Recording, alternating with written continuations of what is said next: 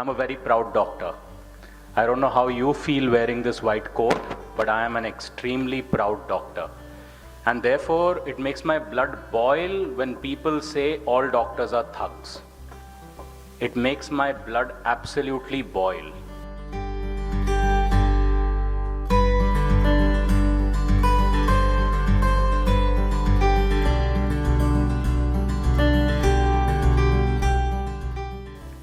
I came into medicine because my father was a doctor. He tried his best to make sure I didn't become a doctor. He kept saying, "You're so smart, why should you be a doctor?" And today, unfortunately, there are times when I look back at my father's memory and think maybe there was an easier way to make a living. Because when you wake up when people turn around and say, and I've heard lots of leaders in society also say this, तुम doctors तो पैसे के पीछे भागते रहते हो. And I'm like, और आप किसके पीछे भागते हैं? मैं तो उसी समाज से आया हूं जिस समाज ने आपको पैदा किया. आपकी ये उपेक्षा मुझसे क्यों है? Why do you have these expectations from me? I didn't want to be God. I don't want to be God. I don't want to be dog. I just want to be another human being.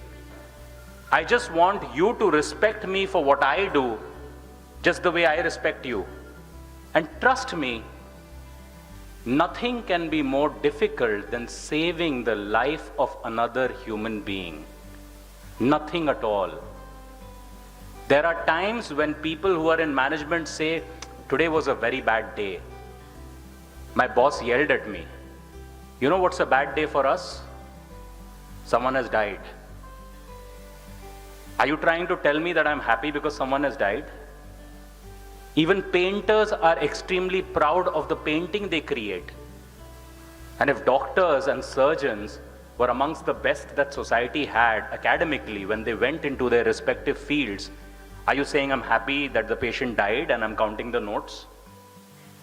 If that is the case, then should society be asking itself, what have we degenerated into? Because if our best cannot be trusted, then what does it say about society in general? I sometimes get really upset that airfares are going up. Does this mean I should beat up the pilot? Because unfortunately, the pilot has no role in this. And sometimes the doctor has no role in this. Costs in healthcare, even in cosmetic surgery, which is a specialty I practice, costs in healthcare in India are 1/10 that of Thailand. I'm not even talking of the US, I'm talking of Thailand. And probably with 3 times the competence and the level of English, etc. that we speak. If Indians cannot afford our services, the fault is not ours, the fault has to be someone else's. If medical seats today are more expensive than probably palatial bungalows in other countries, the fault is not ours. I didn't design the system. If there are so many other reasons why the best academically are not getting into medicine, sorry, the fault is not mine. I didn't choose this system.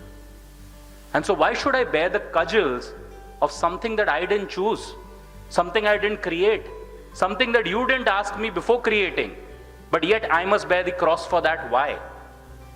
Why should I bear that?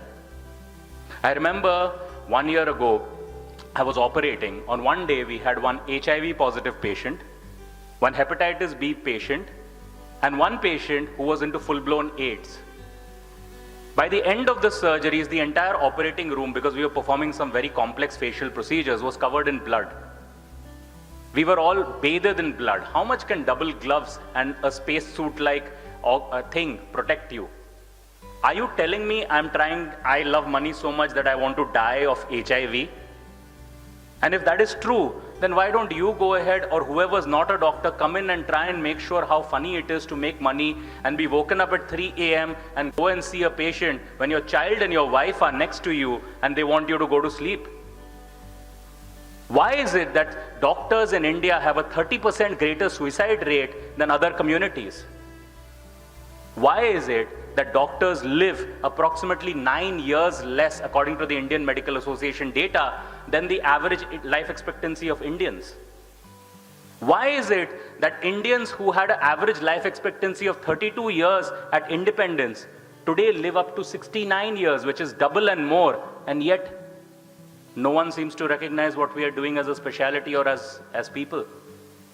Is it that we are doing bad work? Or is it that we are bad at communication? Or is it that, my dear friends, we are bad-mouthing each other so much that the patient has no ability but to agree? So the next time that you become a doctor, please think about one thing. If you will take shortcuts and if you will run down your own community, there will come a time when people will come after you. That time, don't stand up and say, no one stood for me. So it's very, very important to understand some of these issues which are happening, stick together as a community, and do amazing work. So when Aparna and I started discussing this 3 years ago, and thank God I met someone who's actually prouder to be a doctor than even I am. And when we started thinking of this, we started realizing that media was just highlighting the negatives. Media was just highlighting the fact that there are so many people dying and there are hospitals being vandalized. But tell me, science has progressed to the level where you can cure diseases in utero. Science has progressed to the level where you can do genetic modifications. People are living longer lives in India than ever before. And if it was only the traditional mechanisms of medicine which were doing that, those were there even before independence. What changed? So therefore we decided that sometimes when there is a lot of oil, there's no point in trying to remove the oil, because you remove the oil, someone puts some more oil, and then it keeps floating on the water. So we said, let's talk about positivity. Let's start a movement. Let's go ahead and talk about the positive things that doctors do. We are positive people, and maybe because this is the way we are, we meet all sorts of positive people. So we said, let's handpick doctors from across the country. So all of these writers, and I must thank Dr. Nitin Kadam and Dr. Kalyani Sen for being a part of this book, they were handpicked all across. Imagine if someone had told you 15, 20 years earlier that the MGM Institute would become so huge, would you believe it? It's a deemed university. Imagine what sort of thought processes someone must have had to create something so amazing. But everyone wants to pick up negatives, right? That's what goes ahead and gives us brownie points. There are negatives in each one of us, even the ones who are pointing fingers at us. So therefore we sat about and said, we're going to pick up these guys who are superstars. And as we collected the stories, and as we put them together, most of the stories gave me goose pimples. Most of the stories made me want to cry. Because these were amazing stories. These were just amazing stories of resilience. When you have Dr. Ulit Selvan talking about how he had to brave the riots, there were riots going on in Karnataka and Tamil Nadu.